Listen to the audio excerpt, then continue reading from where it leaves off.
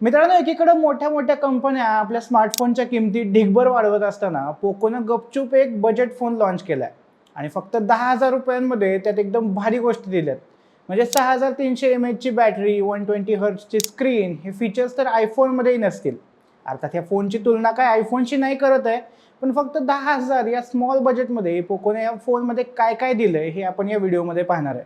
Video शेवटपर्यंत नक्की बघा, कारण याच बजेटमध्ये तुम्हाला आणखी कुठले चांगले ऑप्शन मिळू शकतात हे पण आपण बघणार आहोत. आणि तुम्ही जर नवीन असाल तर चॅनलला सबस्क्राईब करून घ्या. मी सुदेश आणि तुम्ही पाहताय टेक भारी. पोको कंपनी म्हणलं की कमी बजेटमध्ये भारी फोन असं समीकरण काही वर्षांपूर्वी होतं. मधल्या काळात पोकोची लोकप्रियता जरा कमी झाली होती, पण आता स्मार्टफोन मार्केटमध्ये पुन्हा एकदा वर येण्यासाठी पोको मनापासून प्रयत्न करताना दिसतंय. एकीकडे पोको 8X आणि 8X प्रोची जाहिरात करत असताना त्यांचा एक बजेट फोनही पोकोने गपचूप लॉन्च केलाय. याचं नाव आहे पोको C85X आणि विशेष म्हणजे या फोनची किंमत केवळ 10,999 रुपये एवढी आहे. आणि एवढी कमी किंमत असूनही हा 5G फोन आहे. रिअलमी सारख्या कंपन्यांनी पोकोकडून थोडं शिकायला हवं. आता 10,000 यात काय काय दिलंय ते बघूया. डिस्प्लेपासून सुरुवात करूया. 6.9 इंचचा मोठा HD+ डिस्प्ले दिलाय. कहर म्हणजे यात 120 हर्ट्झचा ॲडॅप्टिव्ह सिंक रिफ्रेश रेट दिलाय, म्हणजे स्क्रोलिंग एकदम स्मूथ होणार. बाकी टच सॅम्पलिंग रेट ही 240 हर्ट्झ दिलाय आणि 800 निट्सची पीक ब्राईटनेस आहे. डिस्प्लेमध्ये लो ब्लू लाईट आणि फ्लिकर फ्री डिस्प्ले असे दोन फीचर्स दिलेत, त्यामुळे डोळ्यांना कमी त्रास होईल असं कंपनीने म्हणलंय.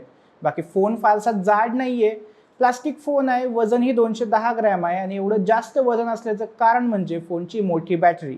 कितीतरी मोठे फोन अजून पण 5,000 mAh बॅटरीवर अडकलेले असताना या 10,000च्या फोनमध्ये 6,300 mAh बॅटरी दिली आहे. कंपनीने क्लेम केलं आहे की ही बॅटरी 2 दिवस जाईल, पण आपल्याला दिवसभर चालली तरी खूप आहे. 15 वॉटचं वायर्ड चार्जिंग सपोर्ट मिळतो, म्हणजे बॅटरी चार्ज व्हायला खूप वेळ लागणार. पण त्यांनी 7.5 वॉटचं रिव्हर्स चार्जिंग फीचर पण दिलंय. पण मला वाटतं हे फीचर देण्यापेक्षा चार्जिंग स्पीडच आणखी वाढवलं असतं तर बरं झालं असतं. बाकी सेफ्टीचं म्हणाल तर IP52 रेटिंग मिळते, म्हणजे धुळीपासून चांगलं प्रोटेक्शन मिळेल, पण पाण्याच्या जवळपास नाही नेणं चांगलं. पण ठीक आहे, बजेट फोनमध्ये एवढी रेटिंग पण पुरेशी आहे. शिवाय आणखीन एक बेस्ट गोष्ट म्हणजे आजकालच्या सगळ्या फोनमधून गायब झालेला 3.5 हेडफोन जॅक यामध्ये मिळतोय. फिंगरप्रिंट साईड माउंटेड आहे, ब्लूटूथचं लेटेस्ट व्हर्जन मिळतंय, असे काही फीचर्स चांगले आहेत. आता येऊयात परफॉर्मन्सकडे. युनिसॉकचा T8300 प्रोसेसर दिलाय. ऑक्टा कोर प्रोसेसर आहे, अगदी एफिशियंट आहे आणि कमी गरम होतो.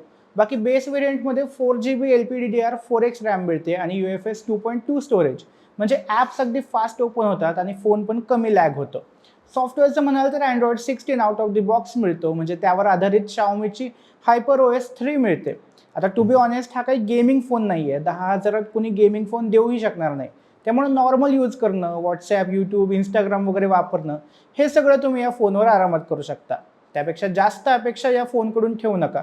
बाकी बेस व्हेरियंटमध्ये 64GB स्टोरेज मिळतंय आणि टॉप व्हेरियंटमध्ये 128GB. बेसचं स्टोरेज कमी वाटत असलं तरी SD कार्डने ते 2TB पर्यंत वाढवता येते, सो तेवढी एक चांगली गोष्ट आहे. कॅमेऱ्याचं सांगायचं राहिलं, अगेन जास्त अपेक्षा ठेवू नका. 32 मेगापिक्सलचा मेन कॅमेरा मिळतोय, डे लाईटमध्ये चांगले फोटो मिळतात. सोशल मीडियावर पोस्ट करायच्या लायकीचे फोटो येतात. सेल्फी कॅमेरा पण 8 मेगापिक्सलचाच आहे. ठीकठाक कॅमेरा आहे, व्हिडिओ कॉल्स, नॉर्मल सेल्फीसाठी इनफ आहे.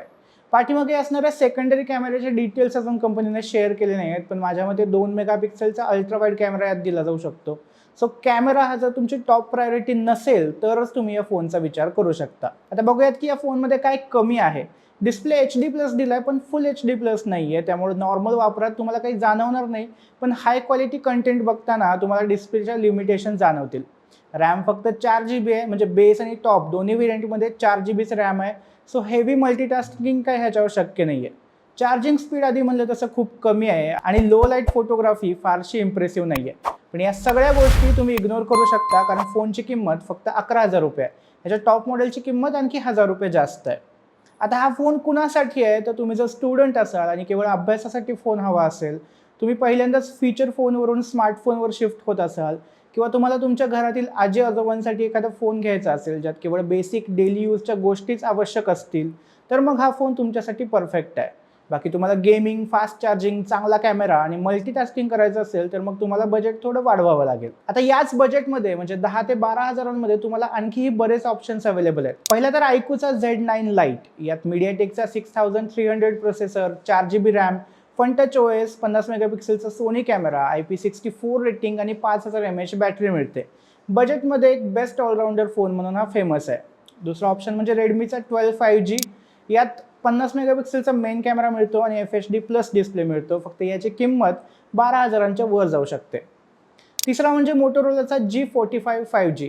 यात चक्क स्नॅपड्रॅगनचा 6 Gen 1 प्रोसेसर मिळतो, 8GB रॅम मिळते, 50 मेगापिक्सेलचा बॅक आणि 16 मेगापिक्सेलचा फ्रंट कॅमेरा मिळतो आणि 5000 mAh बॅटरी मिळते. सो बेटर परफॉर्मन्स आणि मोटोचा क्लीन UI एक्सपिरियन्स हवा असेल तर हा चांगला ऑप्शन आहे. आणि चौथा पर्याय म्हणजे विवोचा T4 Lite 5G. मोठी बॅटरी, फास्ट चार्जिंग आणि स्मूथ परफॉर्मन्स असं कॉम्बिनेशन या फोनमध्ये मिळते. हे सगळे ऑप्शन पाहिले तर पोकोच्या फोनपेक्षा जास्त चांगले वाटत आहेत. त्यामुळे बजेट सेगमेंटमध्ये पोको टिकून राहील का हे आता भविष्यात कळेलच. बाकी तुम्हाला पोकोचा हा फोन कसा वाटला, या बजेटच्या फोनमध्ये तुम्हाला कोणते फीचर्स महत्त्वाचे वाटतात हे आम्हाला कमेंटमध्ये नक्की सांगा. व्हिडिओ आवडला असेल तर लाईक आणि शेअर करा. तसंच टेक भारीच्या यूट्यूब चॅनलला सबस्क्राईब करायला विसरू नका.